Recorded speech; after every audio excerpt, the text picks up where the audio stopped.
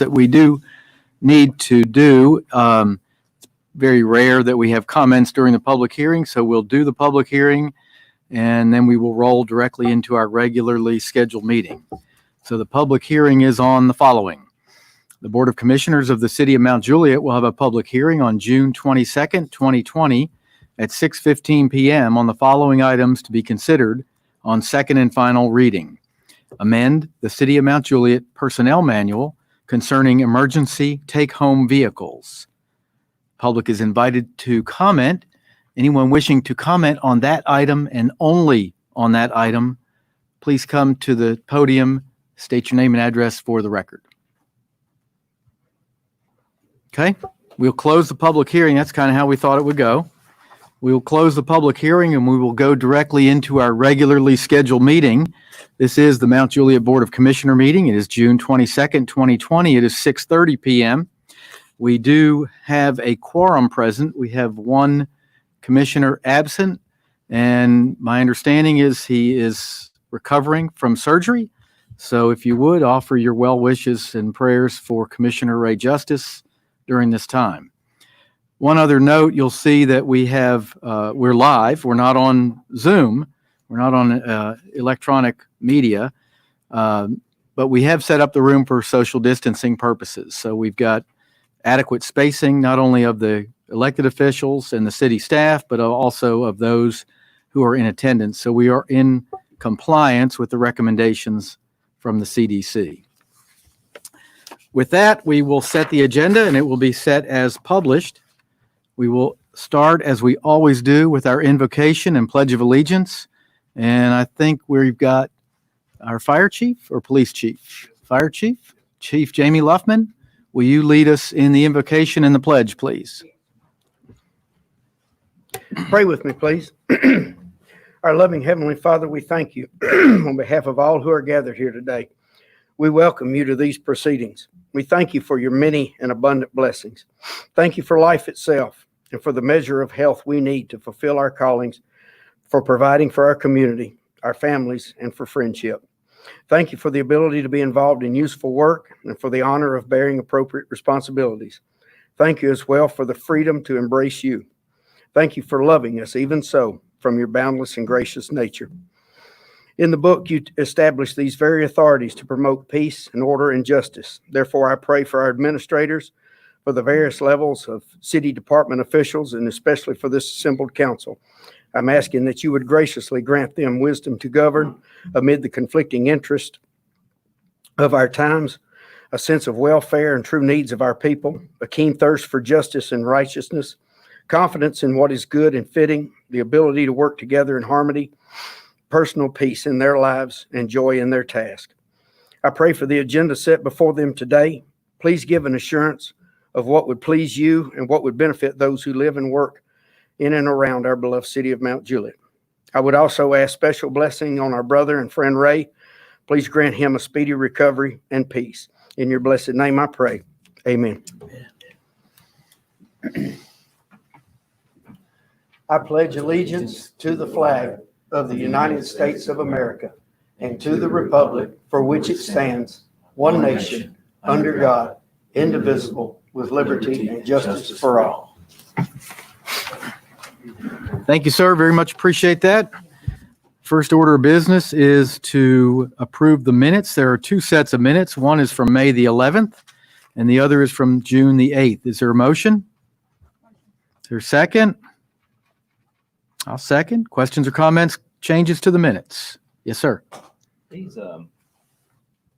These minutes have, I guess, grown over time, and it seems to be turning more into dictation than minutes. And looking at what is defined as supposed to be captured in the minutes, it's gone to almost become like a court reporter and going through these minutes on these. I can't imagine how much staff time is going into this it looks like watch videos and just write it down word for word. I mean, has there been a change of direction or guidance on this? We're just trying to get them very accurate since there's been amendments made and requests to make sure we get everything accurate. Okay. Okay. Other questions, comments, changes to the minutes? All in favor of those two sets signify by saying aye. Aye. Any opposed? Those minutes are approved 4-0. Next item is citizen comments. Anyone wishing to address the board on any topic, please come to the podium, state your name and address for the record. How you doing? Gerard Bullock, 330 Forest Bend Drive, Mount Juliet, Tennessee. I just wanted to take a couple minutes. I was watching a meeting last week, and it looks like it's probably their first agenda item for tonight too. It's just, I would just say, I know that there was a recommendation for a mandate on pretty much promoting from within for a specific position. And what I would say is, I would challenge and I would actually caution everyone to, just be careful when you limit your talent pool, because what happens is, so I guess back in the early 90s and late 2000s, everything was pushed for promote from within, right? And you still want to promote from within, because what happens is when you promote from within, people in the department, they rally around it and things like that. But what happens also is you find yourself that you only have to be just as fast as your competition, which is internal, and you never have to outrun the bear. So I only have to be faster than the fastest guy in my department because I know we're not going to look outside. So what I would say is just be cautious when you're looking at that, because you do limit your talent pool. And I think I did hear Chief Luffman say that the national standard, there was no one that he had in the national that met the national standard at this point. So I would say that just be careful when you set precedents like that to limit your talent pool, because that's all what you're really doing. And it also does a disservice to the people that work for them, because what might happen is, and I'm sure there's great people in the fire department throughout the city of Mount Juliet, but what happens is you put somebody in a position that they may not be ready for, right? And then you're going to put the citizens at a disadvantage, and you're going to put that individual who's in that position potentially at a disadvantage, and then nobody wants that. So I would just say, it's always encouraged to promote from within. I've done it for 22 years, and I know that. And I've been passed over on jobs. I heard you say the same thing. I was passed over on jobs too, but guess what? I was told what I didn't do right to do the job. And the next thing you know, I was made better to do so, and I was able to get the next job. So just be careful whenever we do that, and I would just be careful of putting mandates on jobs like that. Thank you. All right, thank you. Anyone else wish to address the board at this time? Good evening, folks. Good to see you again. Ray Render. I'm the Deputy District Director for Congressman John Rose here in the 6th District. Live right over here at 5413 Pisano and Tuscan Gardens right here in Mount Juliet. So just real quick, I know it's important to everybody, and we've had a lot on our minds, but I want to talk about U.S. Census. So probably preaching to the choir here a little bit, but I want to remind everybody to please take the census. I do have some numbers for you. So at the national level, the census response rate is 61.6%. In the state of Tennessee, it's 61.2%. In Wilson County, Tennessee, it's 69.5%, one of the higher counties in the state of Tennessee. Within the city limits of Mount Juliet, it's 68.7%. So I just want to throw those numbers out there. We certainly don't need to let our foot off the accelerator. As you know, the census numbers are very important for not only the districting and political scenarios, but also the way the money flows down from federal and state government. Those numbers are looked at a lot of times. So I just want to encourage everybody to go online, just spend a few minutes to take the census. The census is going back out into field operation. So everything on the U.S. Census site has gotten pushed about 120 days from where it was originally scheduled to be due to the pandemic. The census is hiring. If you know anybody that's interested in some good part-time work, $16.50 an hour in Wilson County. So I would encourage you to go to 2020census.gov. These numbers are there. Also, the jobs and things like that are there. So thank you very much for your time, and please take the census. Thank you. Thank you, sir. Give our greetings to Congressman Rose, too, please. Anyone else wish to address the board? Okay, we will close citizen comments. We will go to commissioner reports and comments, starting with District 2, Commissioner and Vice Mayor James Maness. I'd just like to say a thank you to the Chamber of Commerce for inviting me to be on a Zoom call with some of the members today and just speak about some of the good things that are going on in the city. And also just like to repeat what's been said, but please remember Commissioner Justice in your prayers as you think about us. So thank you, Mayor. All right, thank you. Going to District 3, Commissioner Art Giles. Let me echo that about Commissioner Justice as well. I wanted to invite, unless we postpone it, I don't think we're going to our second annual Greenway Walk. It's on the 30th of June this year. It's on a Tuesday. And we will be meeting like we did last year. We met over at the trailhead, didn't we? Yeah, so we're going to meet over the trailhead, and it was great last year. I mean, we had an unbelievable turnout, and so we're going to try it again, and it'll be at 6 o'clock. And we sure want everyone to come if you can. And I'm sure everyone has walked on the City Creek Greenway before. And some people call it Jackson Hills Greenway, but I'm sure that you've walked on it. But if you haven't, come out and join us. It's a good time to be out, get some exercise, and see what we've done in the city and enjoy it. So that concludes my All right. comments, Mayor. Thank you very much. you. And Travis, thank you for overriding my mistake on the microphone board here. Going to District 4, Commissioner Jennifer Mullally. Again, our thoughts and prayers with Commissioner Justice on his recovery. I went on ride-alongs with the fire department last week. Got to go with Shift A and B, and I'm coming to meet with Shift C on Thursday, so I'm looking forward to that. And there was various calls that we went on, and it was pretty exciting. And then I got to meet Shift A at this was at Station 1, and then got to meet Shift A at Station 3 as well when they were out and about. And I just had a great time. There was a car accident, and a tree actually fell on a lady in my district, and she was taken to the hospital. So went and checked on her the next day, and she was doing much better. And so just went to the one of them held a math class, and when they run the trucks, which takes an engineer, they know how to run the trucks. They know what to do. But then the math class was the thought process behind it with the formula, having to write that out. So it was way over my head, but I enjoyed sitting there through that. And then they had some PT time, so I had a little workout there in my jeans and boots. That was fun. And then I couldn't walk for 2 days, but really enjoyed it. So I'm looking forward to going Thursday with Shift C. And I'm holding a town hall meeting this Thursday night at Grace Baptist Church in Belinda City on Belinda Parkway, 201 Belinda Parkway. And the topic is going to be Providence Central Development. And the developer's going to be there, the landowners, as well as Chief Hambrick to talk about, because that's a lot of talk about crime rates in our apartment communities. So he's going to be there to address that. And hopefully Andy or Neil, okay, Deputy Director with Public Works is going to be there, Neil. And so I wanted to cover the bases from each area. So whatever questions are asked, the professionals could be there. And so I'm looking forward to that. That's Thursday night at 6:30. If you would like to come out, the fellowship hall holds about 250. So at 50% capacity, we can hold about 125 people and space out the chairs. So I'm going to also try to video it. So if you can't make it, I can upload the video later on.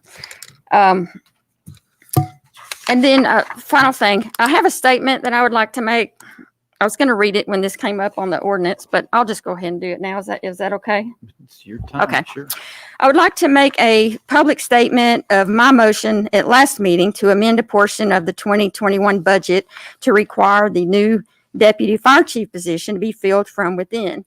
I'd like to explain how that came about. It was never my intention to restrict Chief Luffman from looking outside the Mount Juliet Fire Department in order to fill the position, but to give his staff first priority and consideration. The mayor had mentioned to the chief that after he opened the position to his staff and completed interviews and didn't find even one person qualified or that was even interested, that he could come report back to the board. So in my mind, I was thinking that the mayor was giving the chief an option to look outside if he didn't find anyone from within. So it wasn't until the next day when I was meeting with the chief that I realized the mayor's statement was not an official amendment to my motion, but just that, a statement, which meant that the chief actually was restricted from hiring outside with no other options.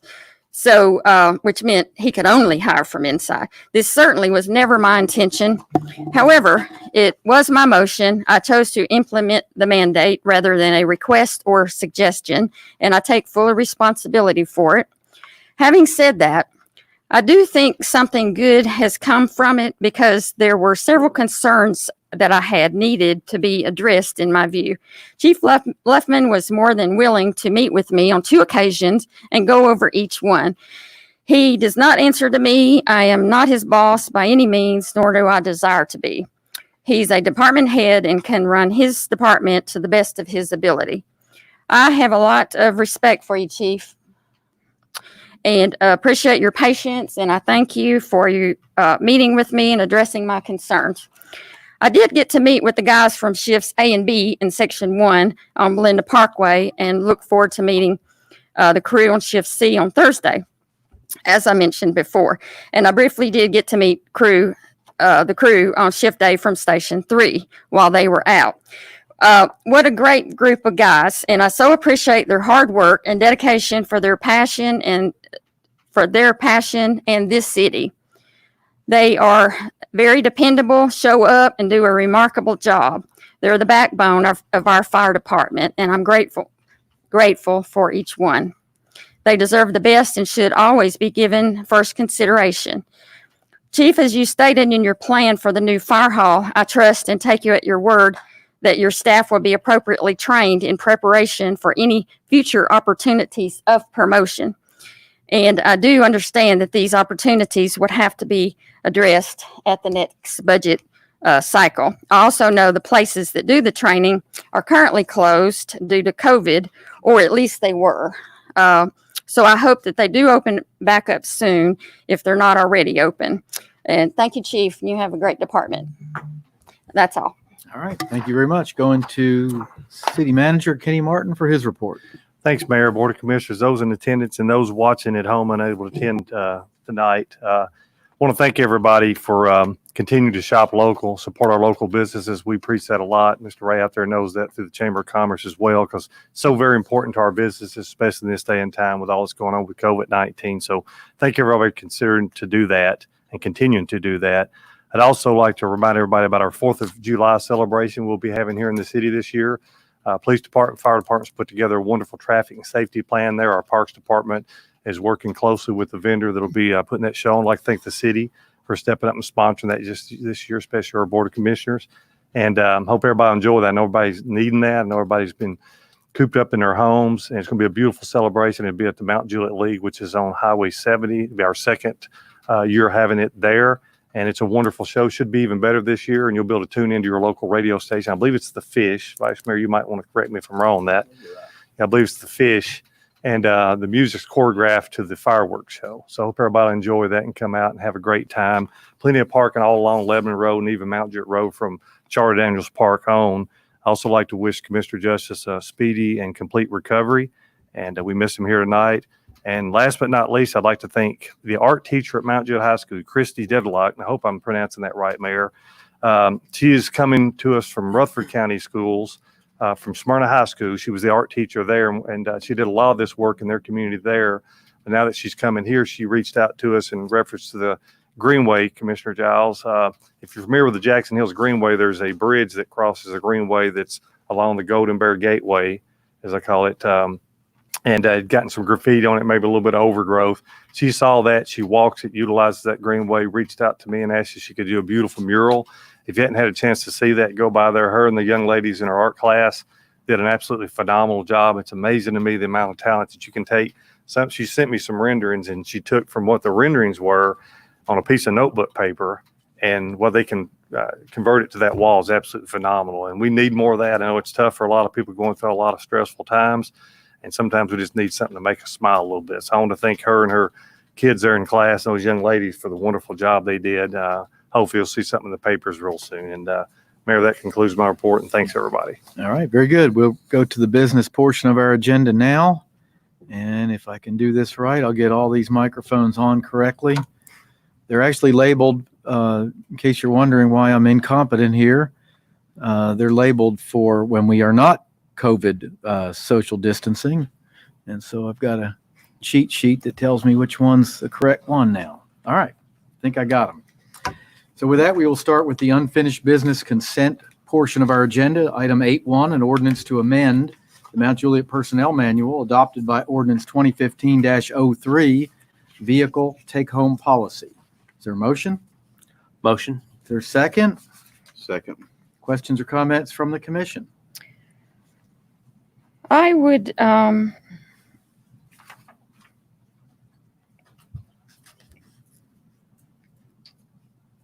I don't know if the appropriate time to do that would be in this ordinance or the next ordinance. What is it you're looking to do? Well, thought we could line up the vehicle take-home policy, have the fire department line up with the police policy. So I don't know which ordinance that would be appropriate to bring up. All right, I'll bet, is anybody here that can answer that question? Yes, Chief Lawson. That would, can you come up, Chief? I think that would only be likely 2 automobiles at the present time, the chief and then maybe the deputy chief once they're on board. You'd like Yes, to that is correct me on correct. that? Mhm. So it wouldn't be a big impact to the budget in any shape or fashion if that was made part of it. Chief, I think the question was deeper than that.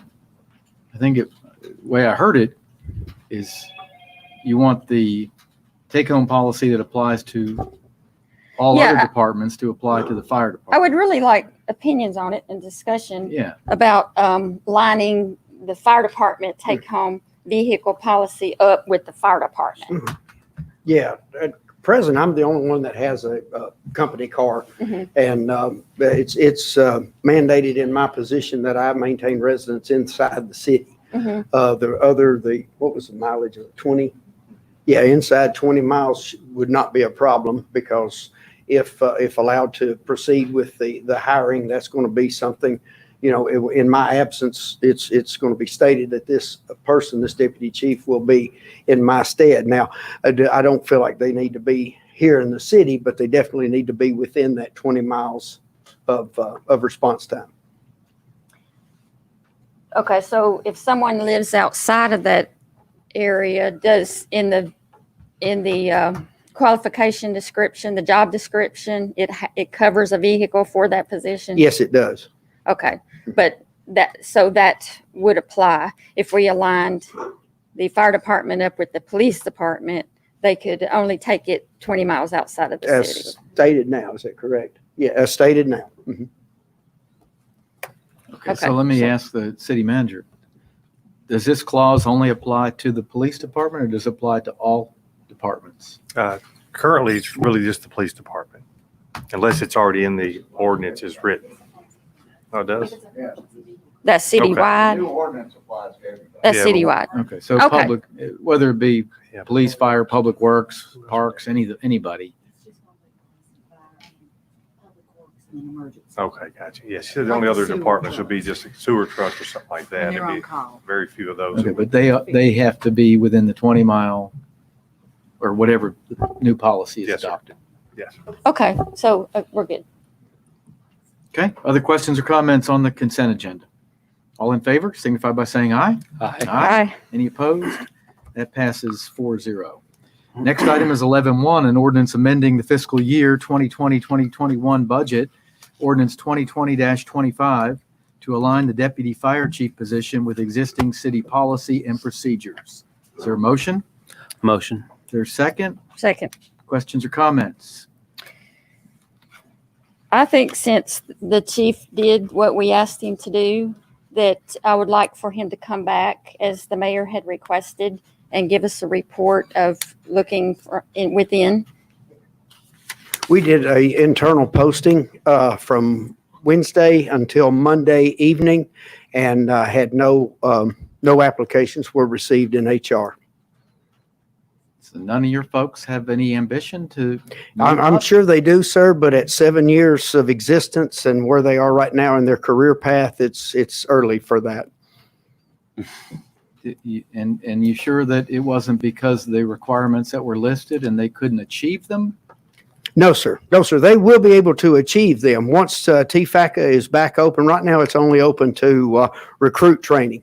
They are going to be, once we get to a phase where the Fire Academy can reopen, then those classes will be there. And if you've checked our budget in past years, the education budget's been very, very well funded, and there's been a lot of encouragement to move upward mobility. Okay, that's good to hear. Yes. Well, Jamie, when we're talking about upper mobility, let me ask you this. Have you thought about considering one of your employees and give them that opportunity after they were made assistant chief like you were? I'm not sure. What are you Well, asking? could you not hire one and let them get the fire officer levels that they need? I think that in the best interest of service to the community, we should probably stick with the policy manual and allow them to do that on a less than accelerated career path. Well, I understand that, but am I wrong that when you came to this city as an assistant fire chief, you had what fire officer certification did you have? My certifications were industrial fire. I had 20 years, 17 of which was with DuPont, 14 years with the county, and those were in the industrial firefighting side, which is a little more strenuous than what the municipal side calls for. Once I did become the assistant chief to the municipal department that we are now, I put myself through the classes necessary to get the equivalent in municipal firefighting that I held in industrial fire. So after you became an assistant fire chief for the city of Mount Juliet, you got your fire officer certification 1, 2, 3, and 4. That is correct. And that equated out to the fire officer training that I had in the industrial side. Okay. And in actuality, you actually got those after you became chief. Is that right? For the municipal side, yes, sir. 1, 2, 3, and 4. Okay. But so you don't see that you don't see any of your employees that you could advance and let them receive. What classifications does your employees have right now on these fire officers? How many Fire have officer 1? How 2. many have 2? How many have 3?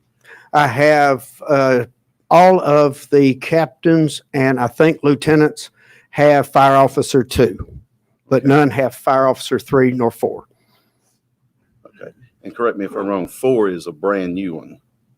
No, sir. It's been in for quite some time. It's recognized by the state of Tennessee and has been for some time. Okay. Okay. So 3 is the next one, and your people's got, most of your employees have 2. 2 of the Yes, sir. captains have. Yes, sir. Okay. So, but you don't see any merit in doing that, in trying to hire someone and let them go and get theirs after they're in that position. When I came to the city, I had 20 years of experience. And a lot of that, I mean, you can pile up certificates and that's, that holds its own merit, but years of experience are also, should also be weighed in the decision. Okay. Were all your people brand new 7 years ago? No, sir. No, sir. They have some experience. They have years beyond 7 years, but I don't, with the exception of Captain Leal, I think he's the only one I have that has 20 years plus. Okay. Now, I want to make sure I'm understanding this. When you became assistant chief, you did not have the certifications that you are now asking for the next assistant chief. I had them on the industrial side. I did not have them on the municipal side. The training is the same. The level of recognition is the same. But I felt like now that I was in a administrative position for a municipal fire department, it would behoove me to have the municipal equivalent of my industrial rank. I get it. Okay. It sounds a little inconsistent that you didn't have it, but you want the next one to have it. Well, I'm not sure that's a fair thing to do to your current employee. I mean, I'm a big proponent of hiring from within. And I don't think that's fair. I mean, word on the street is you've already got the guy picked. He lives out in Murfreesboro. Everybody's heard it. That's incorrect. Yeah, we've heard the name and everything. And you wrote this description to fit that person, but it's just not fair to say my next assistant chief has to have things that I didn't have when I became assistant The chief. job description that I wrote was a combination of multiple municipal fire departments in this area. It was not designed for any one person. It has no special requirements or anything. It is well in line with Tullahoma, Murfreesboro, Hendersonville, and MTAS. Right. I get all that. But you became assistant chief without any of those. Well, sir, I You was got them selected. later. I was selected. I put my name in the hat, and I was selected too. And I'm I glad- had the, and I'm glad that you were. Well, thank you. But I was seen by a panel of my peers, Chief Brian Goss out of Brentwood, Dennis Wolf from MTAS, and I was selected by the city to initially as a captain, and then to be in line with the rest of the craft, made assistant chief under Chief Kinney. I know, and I put in a good word for you too. So, because we've known each other since long before the fire department became in existence. Well, I still believe in at least trying. I have tried, sir. Well, it sounded like you gave it 5 days. 6. But yes, sir. I mean, I made sure that everyone was aware of it, and no one showed interest in it. Because they couldn't meet the requirements that were established in the document. That is correct. Wow. Okay, we're not communicating. I'm saying that the establishment, that the qualifications that you put in the document were qualifications that you yourself did not have when you became assistant chief. And so I don't see how you're holding them to a different standard.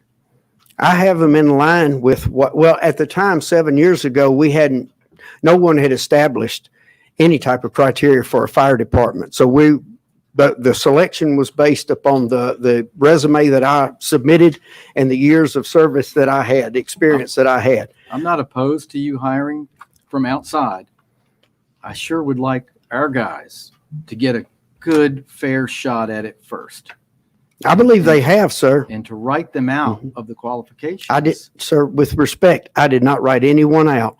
I put them in line with what MTAS and other surrounding municipal fire departments are doing. It's not anything special for me, for any one person. If you go and pull the job descriptions from other municipalities, you'll see that the one that I have submitted and approved by the city manager are well in line with those requirements. But yet you yourself did not meet it when you became deputy chief. I get it.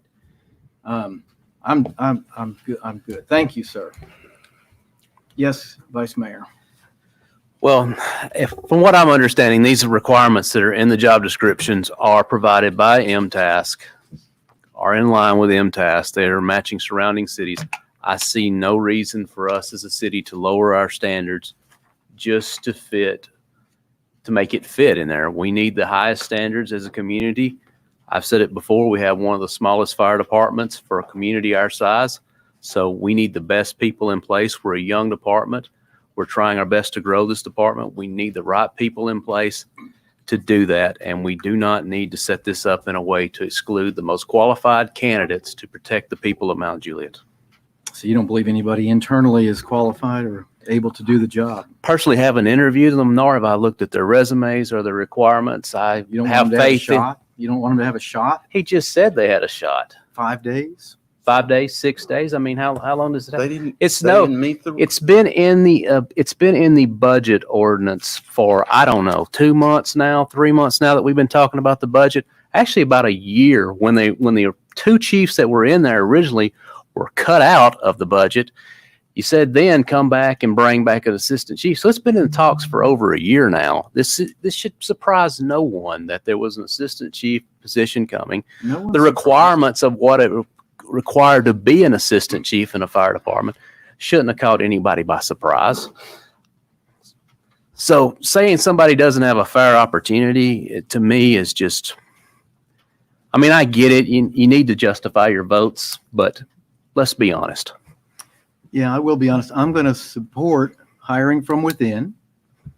If in fact that can't happen, after you've given it a good try, I'm totally fine with you going outside. But I can't support it after a very short window of time. What window of time would you suggest, sir? It isn't 5 days. Okay, but it was actually 6. Okay. And what window of time would you suggest?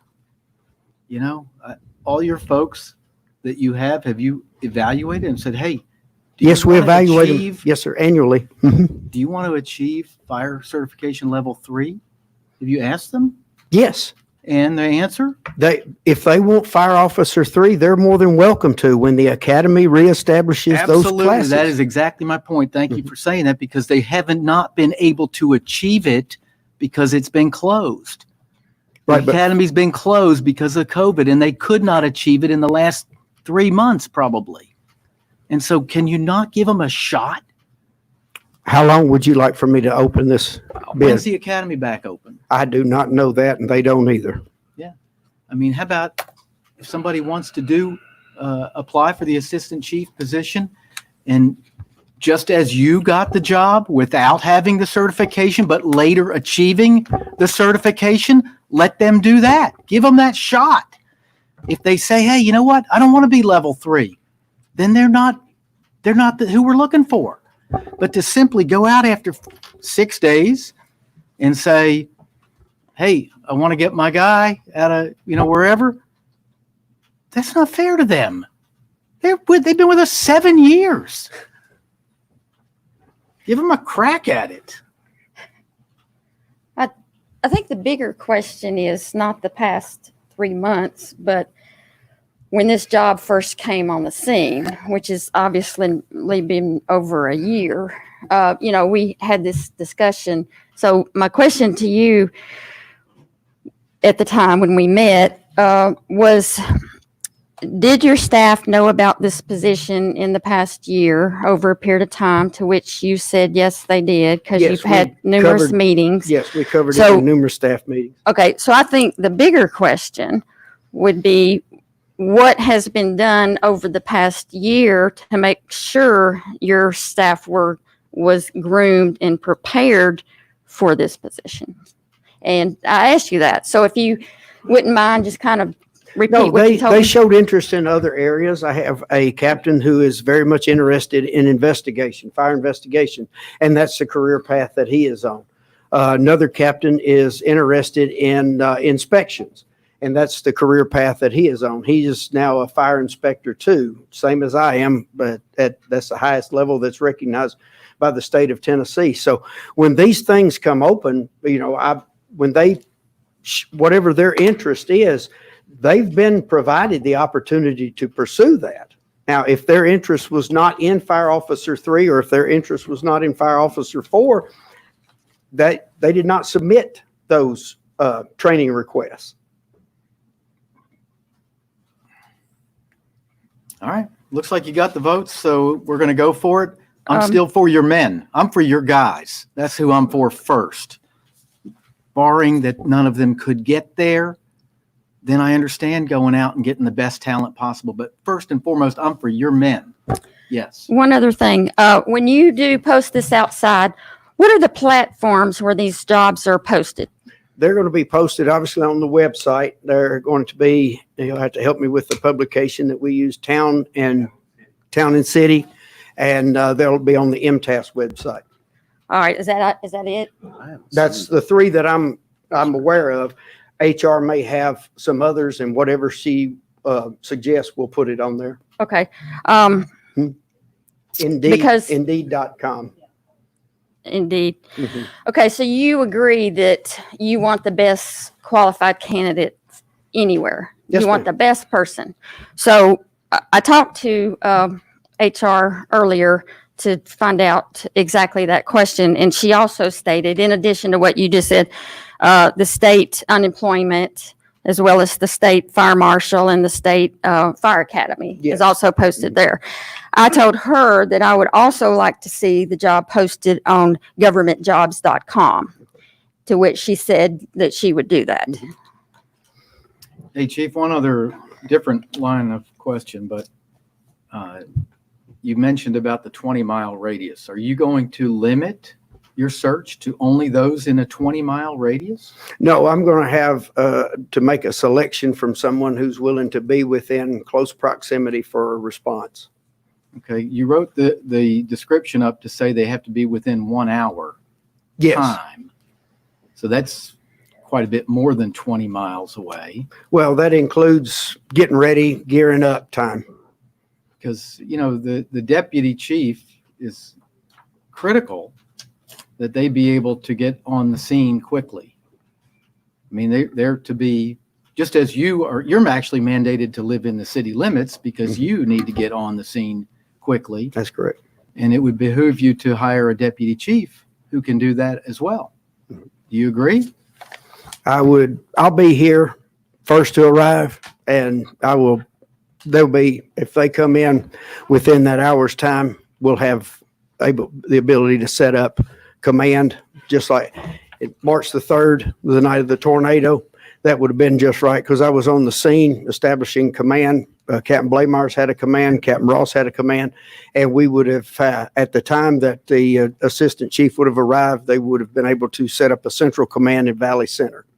So if you were on vacation, would it be helpful if that person was a lot closer? It'd be just fine. The captains will know how to respond. Okay. Do the captains live in the city? None of the captains live in the city. One is in Murfreesboro, one's in Spring Hill, and one is just off of Saundersville and Nottable. There's a lot of info in your job description that indicates that they need to be pretty close. And you said yourself, you hope they're within 20 miles, but not necessarily. But a lot of the information in the job description, they're going to act as the fire chief in your absence. You have to be in the city. They're required to work weekends, weekdays, holidays, evenings, nights as necessary. They're required to be on call periodically during overnight period, requiring response. They, during emergency incident, the deputy chief assumes command of fire ground and emergency operations.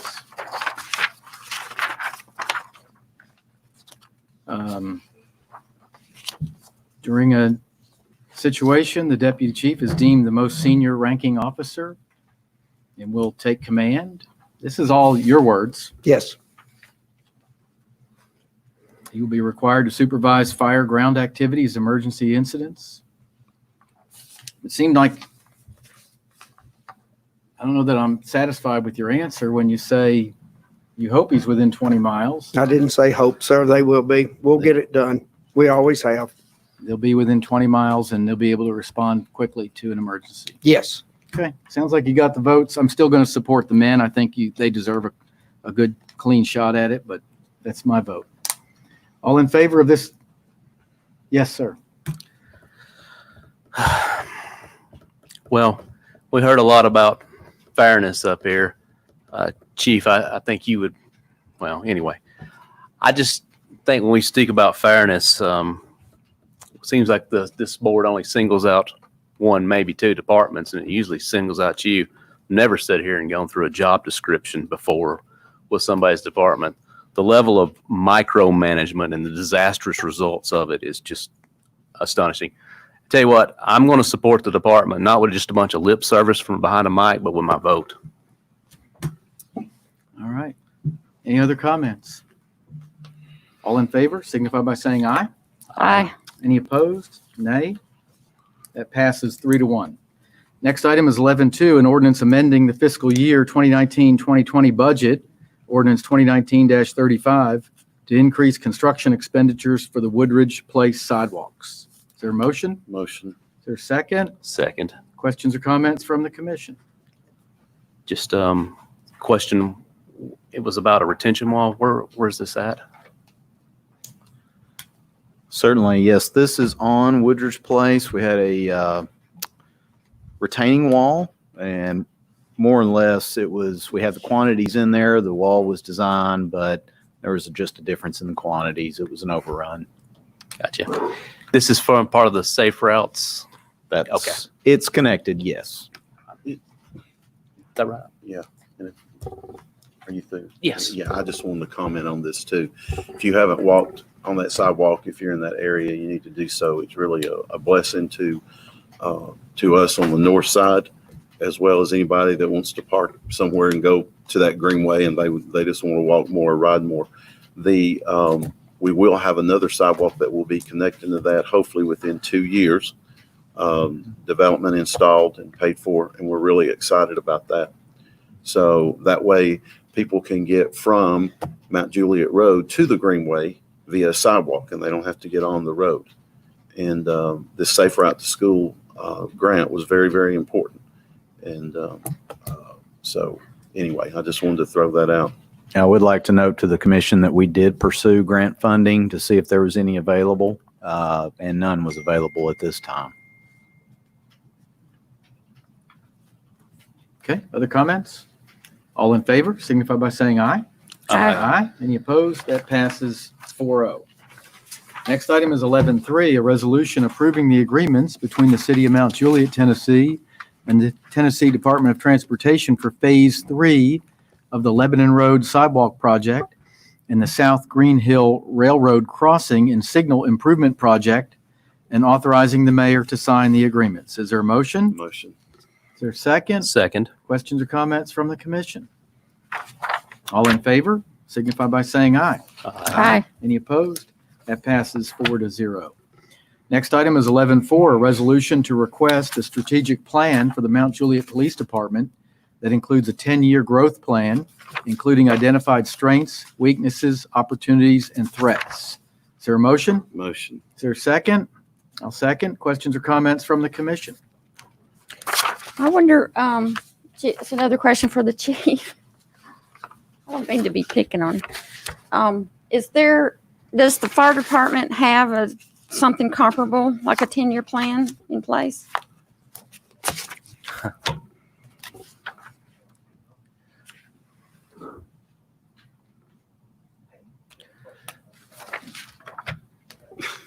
Kenny? I think he's coming. I would rather him answer. Oh. I'm not sure he's got a 5 or 10-year plan. Hey, Chief, sorry. Yes. I'm not picking on you. This is talking about the 10-year growth plan for the fire department. So I was asking, That's for the police department. but- yes. Yeah. So I was asking if the fire department also has a plan, like a several year in advance plan. Yeah, we've had a strategic plan. It's not 10 years in advance. I think we went 5, maybe 7. Okay. Because of having the 2 stations and planning for the 3rd, it was kind of hard to nail that down until recently. Okay. But yes, we've had some definite strategic plans and some goals in place. Okay. All right. Commissioner Giles? Yeah. There's a lot of reasons that we need to plan for a 10-year, at least a 10-year a plan. We've talked in here about hardening the dispatch center, and we've applied for a grant, and hopefully we will get that from the state, and then we can add to that. We've talked about, or we've heard about, and I think what this does is unify so that this whole board knows what, 1, we plan for the police department, and 2, when they're in their phases of getting that and bringing it back to us. I think that everyone will agree, and we've got just a fantastic police force. I've cited something up here recently when an officer stopped me, thinking that I was on my way to the office, thinking that, I was out going to loot or something, and I was going into my office, and it was total professionalism, the way she stopped me, and then she recognized and she knew that it was my business. And then recently I had to call because I walked up on something, as y'all well know that I walk, and I walked up on something, and I had to call the police, and they responded very quickly and took care of the situation.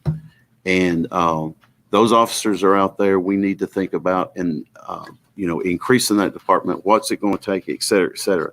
And we need to think, I think some of this is going to come back about how to harden the facility down there. And I think that we need to look at that very, very carefully. And so I'm excited to see what's going to come back. Okay, other comments? All in favor, signify by saying aye. Aye. Any opposed? That passes 4-0. Next item is a discussion item to discuss the land for a possible park at 1041 South Rutland Road. This is under Commissioner Mullally sponsorship. Yeah. Go ahead. Okay, I just wanted to bring it to the table for the purpose of discussion. I have been talking with the landowners here for a few weeks because they were exploring ideas of what to do with their property. And there it is right there. And it's absolutely gorgeous.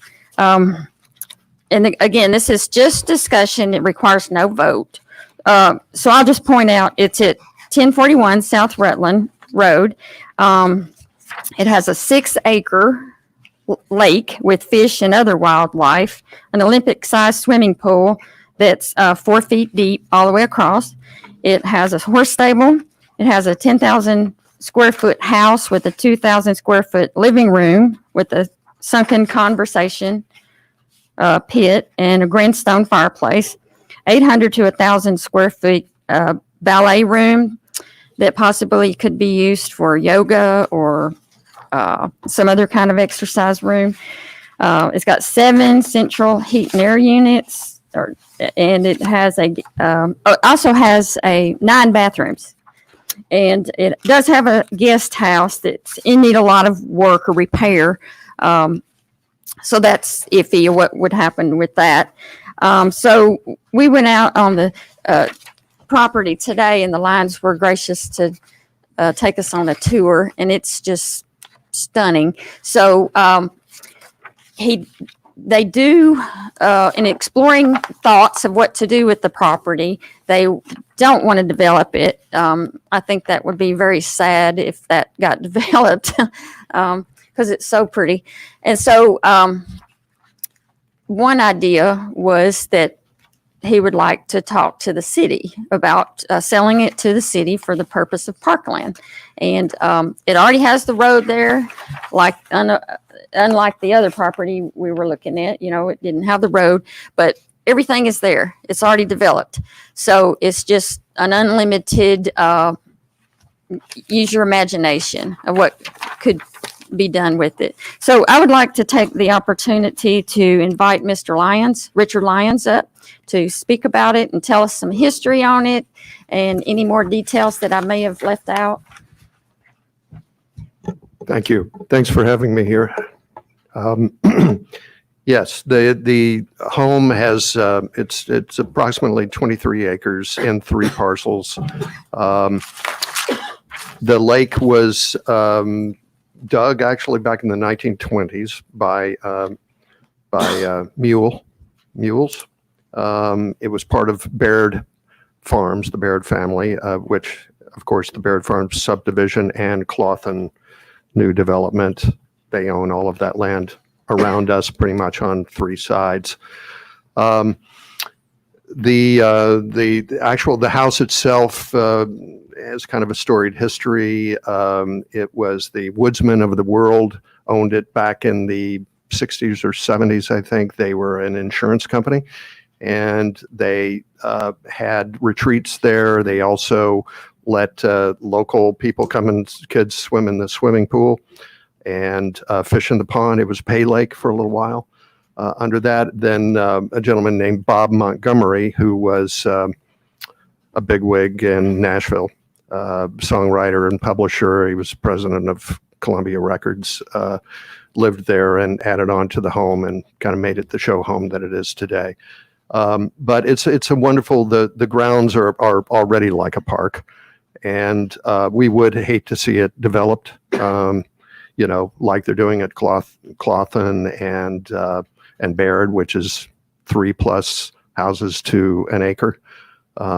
that would kind of ruin the ambiance. So it's already a park-like setting. The home has so many potentials. It could be used for a community center, 2,000 square foot living room that you could have events in, 800 to 1,000 square foot. We call it the ballet room. It has the exercise bar and mirrors in it and so on. So we don't use it for that, but a lot of opportunity. It could be rented out. The city could rent out the house itself to some kind of I've forgotten what they're called, but someone that would rent the house, and you could have restaurant there with 300 more new homes coming in around it, 200 in Clawson and 100 plus in Baird, and all of the new sidewalks that are planned to go right through that area for biking and hiking on this property. There's lots of treed areas in the property, and there's an open corral, 5-acre corral, which is its own parcel, horse stables. So, people of the community, we would much rather, if the city's interested in purchasing it as a park, we would much rather do that than to sell it to a developer or develop it ourselves. So, 6-acre lake, that's pretty much all I have to say. Do you have questions you'd like to ask? And there, outside where the little yellow is, that there's enough land right there that could possibly be a parking area? Yeah, probably 30 to 40 cars could park on the street.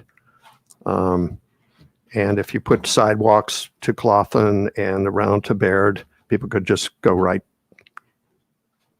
to the property. They could bike there, they could hike there, walk from Del Webb, from any of the other Providence neighborhoods. And I don't think there is. I looked over the Frank Horton's and Dudley's overview of the whole area. There are no parks around there, and it's very dense housing. I think a park in that area would be very beneficial to the community. People could fish. I get people almost weekly coming to me and asking if they can fish in my lake. Yeah, I think it would just be ideal, and I think we would feel good about it rather than selling it to a developer. And the open space on the left side there, could be open to, how many acres would you say where it says open space there on the left? How many estimated acres would you say that is? That's a 5-acre, it was originally a horse corral. They put it up for the stables over there. Trees have grown up in it, and so it's not used to that now. But that is a 5-acre. So he wants you back at the microphone. Sorry. I just couldn't see that far. Yeah, that's a 5-acre horse corral, and then the house and the lake are on a parcel, and then the little guest house. And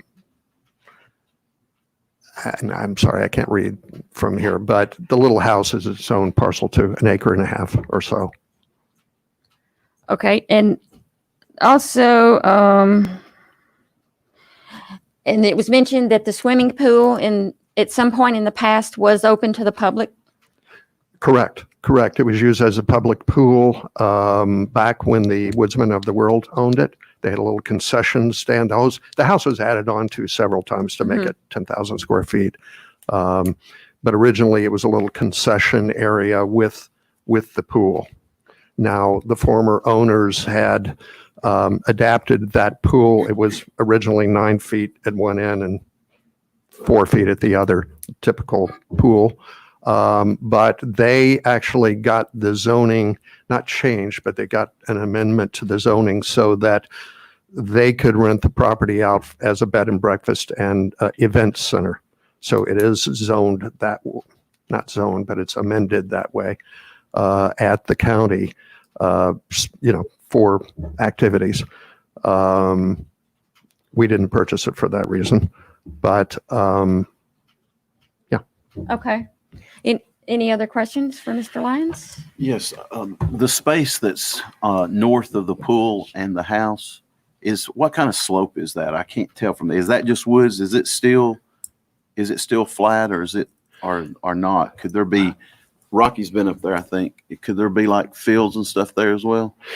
I'm sorry, which is north up here? Yeah. That's almost perfectly flat. Well, I might be wrong, but That open going towards space South area? Rutland Road, Yeah. that area there. Oh, along Rutland Road. Okay. That is a slightly lower elevation, but it is all one elevation there. So I'd say 5 or 6 feet lower in elevation than the lake area and the home area, but that's all woods, and it would be ideal to put, in fact, we were thinking of putting walk paths through there just for us. That would make a great bike or walk path area. Got a question. You mentioned, I think Woodman of the World. Woodsman of the World. Woodsman. Yeah. They owned it at one point. Yes, So sir. it's been used for, I guess, public, and I guess the history of the property at least. Yes, sir. So I just thought it was curious that maybe a single family resident with an Olympic sized pool. So that does explain some of it. The other thing, I guess this may be for our public works director, with the possible realignment of that road there, are we going to be pulling away from the property lines or changing any access? Not dramatically, no. The only place where they're really going to be pulling away is in the southeastern corner. As you see, the Cawthon property over there creates a little bit of an angle. And so their plan that they have would be to create more like a 3-way intersection there. And it does pull away ever so slightly down there. Probably your access point, I would say, would be on the northern end of the property. I believe that's where your driveway is today. Is it right? Driveway is about Where it says Greenway? the street over there where it says. Yeah, in that area, the road is pretty much staying the same. I will say, as part of the Cawthon development, the South Rutland Road in that area is going to be upgraded to a 30-mile-an-hour roadway. They'll have to meet the design standards that we set based on that criteria. So while we have some dangerous curves on South Rutland today, that will be remedied as part of that project. Additionally, that project, as planned right now, would have multi-use path on the southeast side of Rutland Road and along their portion, basically both portions that they front South Rutland Road. So both sides north of this property. So we would have connectivity to the infrastructure that they would be putting in place. Mr. Lyons, is you mentioned the guest house. Yes, sir. Is that on the same parcel? It's part of this property? Well, it's 3 parcels. The open space area there is a 5-acre parcel of its own, and the little guest house is on, I want to say, an acre or acre and a half, and then the house and the rest of the property are a separate parcel. But the total is all under your control, and it's Yes, sir. the Yes, sir. total's 23, all 3 parcels. In that, it could be 22. It's Yeah, I don't know exactly. Is the guest house still usable, or is it? It would take some fix up. The former owners let it go completely, and we haven't done anything with it since we bought the place. We were deciding whether we wanted to tear it down or refurbish it, and it's way down on our list. But Yeah. I think it could be revived. Yeah. Well, hey, thank you very much for Thank you, sir. coming. And don't leave, but I'd love to hear the Parks Director and hear his comments. Okay. Yeah. Thank you. Ladies and gentlemen, how we doing? I'm back. As Jack Nicholson said, we're fourth swing here. And what we're doing, we're going to sum it up right here real quick. We brought you 3 parcels of land already for a park, and we're coming at you from all different sides. One of them at Cedar Creek, we were coming at your sports fields, basically. Out at Tomlinson property, we're coming at you at nature trails. A lot of terrain and stuff. Coming out of Windtree, we're looking mostly at greenways, little driving range. And here we're looking at mostly a clubhouse venue for weddings, receptions, stuff like that. It's 20-something acres. It comes with Olympic-sized pool, which I come to you earlier, wanting $9 million to build with a building. I'm coming up now with 20-something acres with that. We don't know the price yet, but I'm sure it's going to be well under that. We got a 6-acre lake, and this right here will give us. This one out here is beautiful. We walked it today. We went inside. Mr. Lyons and his wife were great. They let us tour the whole house, and we looked inside, and it's beautiful. It's set up perfectly for what the city would need. But again, what I'd like to do is let you guys choose. We're coming at you now with 4 tracks. We want you to take it, put it together. I would like to have all 4 of them. I would really like to have all 4 of them, but I'm a realistic man. I know, maybe 1 or 2, but this could really benefit the park's needs in a different way than the other 3. And all of them have their own little niche reason we'd want all 4 properties. But as you can see in the pictures here, it's a beautiful place. It's something we would be ecstatic. It could hold offices. It's also got a sauna. One of the things we were talking about building for our pool room. This house comes with a sauna. It comes with several different things. Of course, we're early in the stages. We can't name exactly what we would do with this or that. I mean, that would be down the road. But what we're wanting to do today is just let you see what we got to offer. Let you make, the call. So, hey, Rocky, I like this one. I like this one.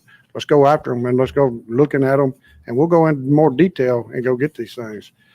But I think it's Rocky, something within our means. At our last meeting, Yes, sir. you mentioned there were 4 properties, but 3 you said there were too many issues. You couldn't really Yes, sir. get Got there. contingencies that were out of my reach. And so you realm. really recommended one in particular. Yes, sir.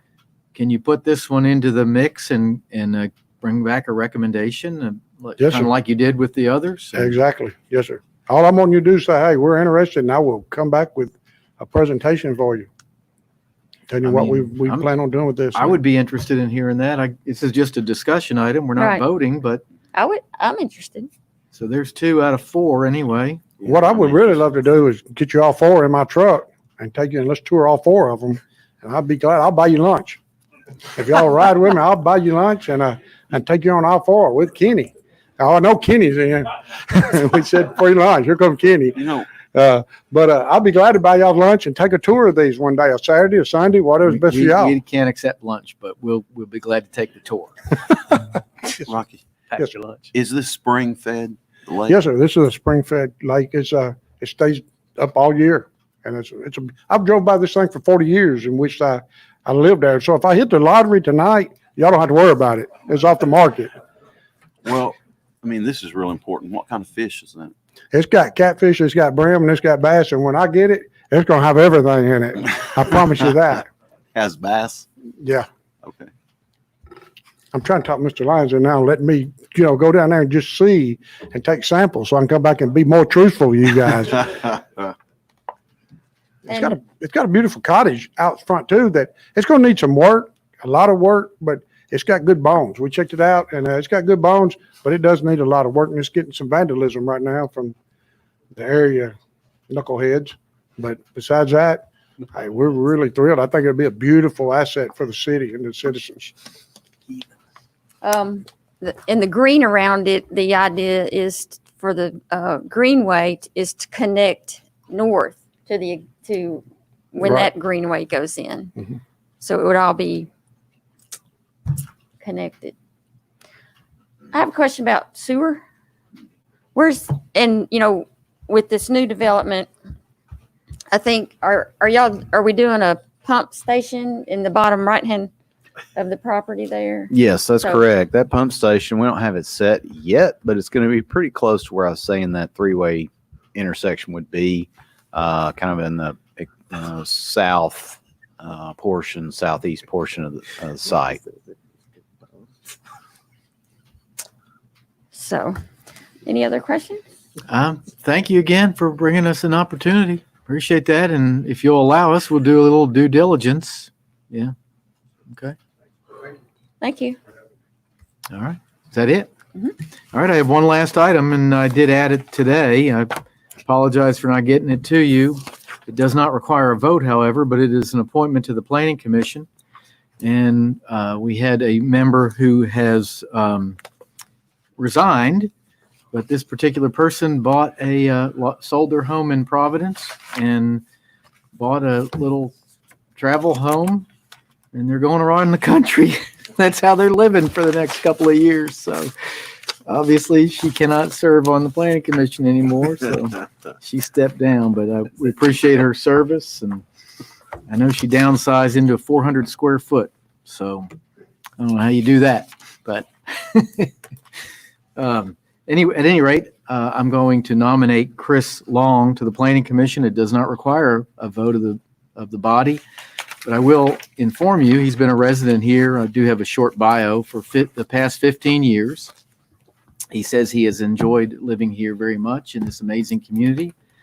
Chris lives in Willoughby Station with his wife, Dee Dee. His wife is an employee at Vanderbilt University as a financial analyst. They have 3 children, Ashley, Rachel, and Michael. All 3 have attended local schools, Mount Juliet High School, Mount Juliet Christian, and some others. Chris, there's one really bad thing about this nominee, and he attended The Ohio State University, so I will hold that against him forever. He also claims to be an avid fan of the Buckeyes, so that is even worse. But he also claims to be a fan of the Preds and the Titans. So he is a member of Joy Church, and he is a member of the BPAC as well, and has done a good job there. So with that, I will nominate and appoint Chris Long to the Planning Commission to serve. And with that, unless there's something else, we stand adjourned. Y'all have a good night. Thank you.